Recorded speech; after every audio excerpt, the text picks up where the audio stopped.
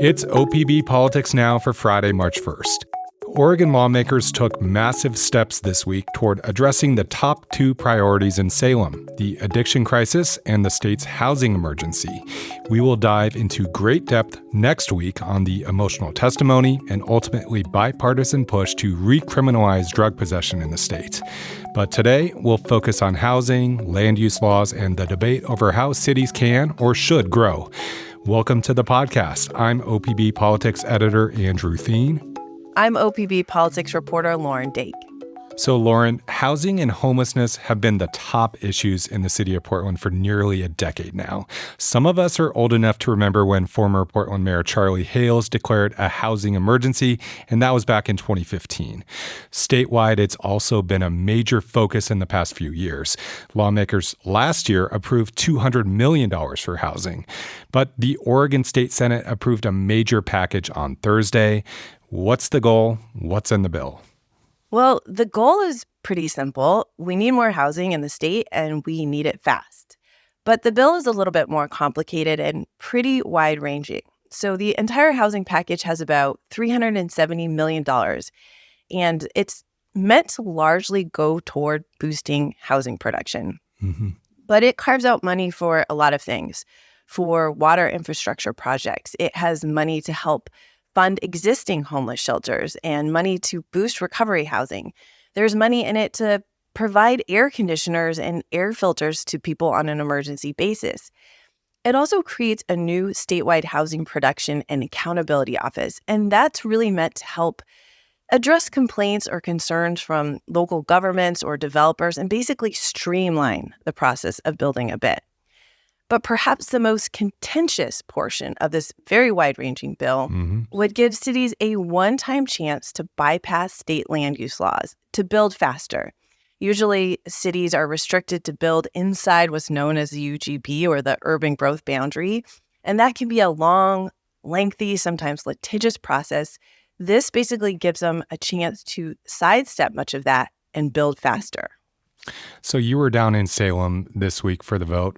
How did this go down? What was the debate like? And can you describe the sentiment for and against it? So last legislative session, which was about 8 months ago, on the final day of session, the governor herself, Tina Kotek, was roaming the Capitol hallways, trying to convince members of her own party to vote for this bill. A similar bill, the intent was to allow cities to bypass state land use laws to build faster. The governor's lobbying did not work. Democrats did not vote for the bill, and there were enough Republicans out of the building on the walkout that it did not pass. And, it felt dramatic. This session, there was definitely some heartburn over this land expansion idea of the bill, but the debate on the floor was pretty tame, very cordial. You had Senate Republican leader Tim Knopp, he's a Republican from Bend, praising it. You had very liberal members of the Democratic Party praising it. Everyone was giving kudos to the governor for her hard work to find consensus on the measure. So really, the bill passed easily. There were certainly some lawmakers who voted against it, and they did so primarily because they felt like certain projects that they wanted to be included were not included. But overall, it was a drama-free vote on the Senate floor. And they really compromised on the measure. They lowered the acreage amount and basically just managed to bring a lot more people to the table. And you mentioned the governor, obviously. What has she had to say about the revised plan moving through the legislature this go-around? The governor knew that the legislature would change this proposal.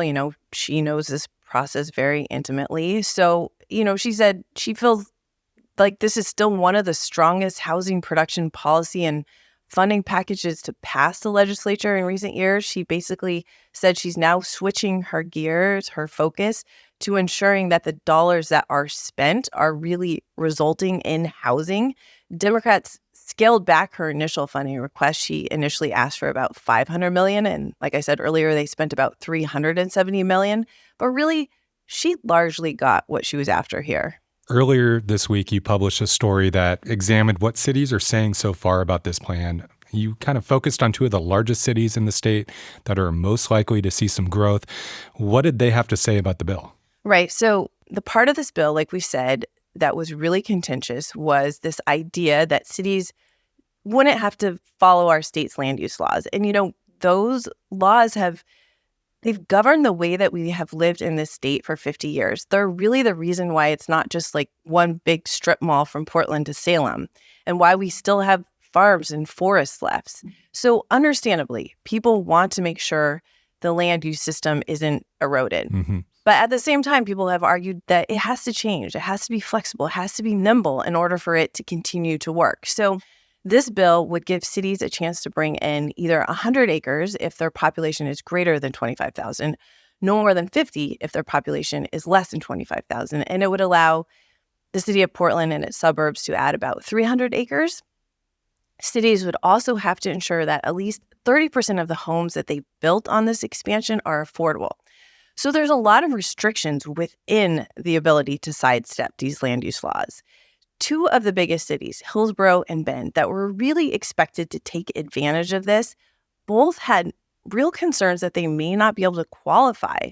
So I don't know, for all the worry and the heartburn this portion of the bill created, we really don't know what's going to come of it. We don't know what will result from it. And there's no real clear test case that we could identify at this stage. Let's stick with kind of the nitty-gritty land use, urban growth boundary piece of this. There's a fascinating story playing out a bit in the legislature this week, and it's also right in Hillsborough's backyard, right on the urban fringe of the metro area, in a town maybe most famous for its garlic festival. Yeah, this story really illustrates how, okay, maybe you think land use policy is like wonky and boring, but when you realize how much it impacts people's quality of life, it makes sense how emotional of a subject it is. So Mike Rogaway at The Oregonian did a really great deep dive on this subject, but I'll try and boil it down. There are people in this small town of North Plains, west of Portland, which has a population of like 3,500, and they're trying to more than double their size. They're trying to add more than 800 acres for housing and commercial development. That's a lot of acreage in an area that has a lot of farms. So people who want to stop this boundary expansion and preserve the farmland have gathered enough signatures to put the issue on the May ballot. Nobody can remember another instance where this has happened, where people have tried to reverse an urban growth boundary on the ballot. So basically, lawmakers are pushing a bill that would prevent this from going to the ballot. And members of both parties are behind it because they basically said, if you could refer an urban growth boundary expansion to the ballot, that would just inject all kinds of uncertainty into the land use process and basically upend the process. It can take a decade for a UGB expansion to work its way through this entire system. And if people could just refer it to the ballot at the end, it would make it really hard for a city to plan long term. And it's a really expensive process as well. Oregon obviously loves its citizen referral process. It's kind of interesting, Lauren, that this is, a test case we haven't seen before. Yeah, and we're seeing interesting iterations play out all over the state. I also talked to the mayor of Washington County's King City, which sits southwest of Portland. Mm-hmm. Her name is Jamie Fender, and she said that her city council has been working on adding about 500 acres inside the urban growth boundary for a long time, for more than a decade. They've spent millions of dollars on planning and community outreach, and the plan was so controversial that city residents decided to recall the mayor and members of the council to stop it. So land use gets emotional. Okay, and we will certainly be keeping tabs on all of this as it plays out during the election cycle. But taking a step back, this bill now heads to the House. What can we say about the prospects there? It looks good. It seems like the House could vote on this package as soon as Monday.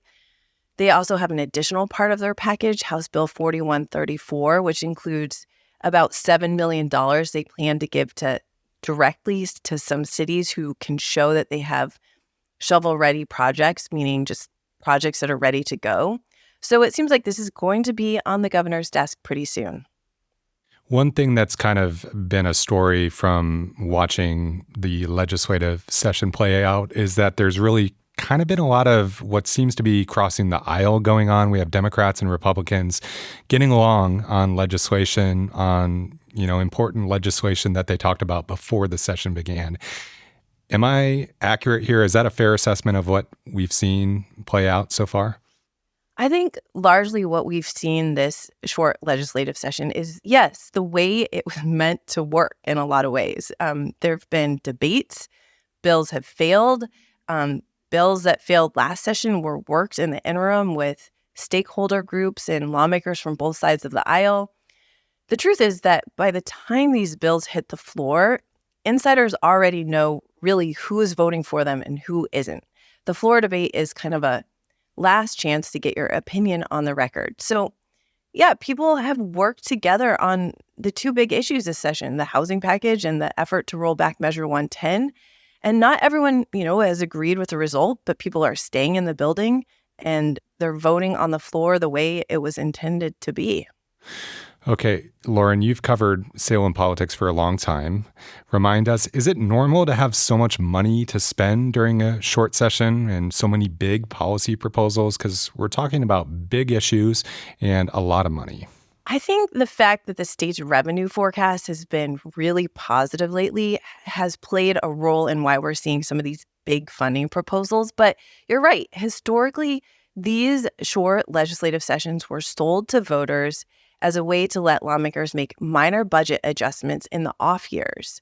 They weren't really meant to address large policy proposals or large budget issues, but they've certainly been trending that way for a long time. So I sort of imagine this is the way they're going to be for the foreseeable future, unless maybe we have another Senate president like Peter Courtney who pushes back on that. And now that I'm saying that, we'll probably never have another Senate president like Peter Courtney. So I'm guessing that this is the way it's going to be for a while.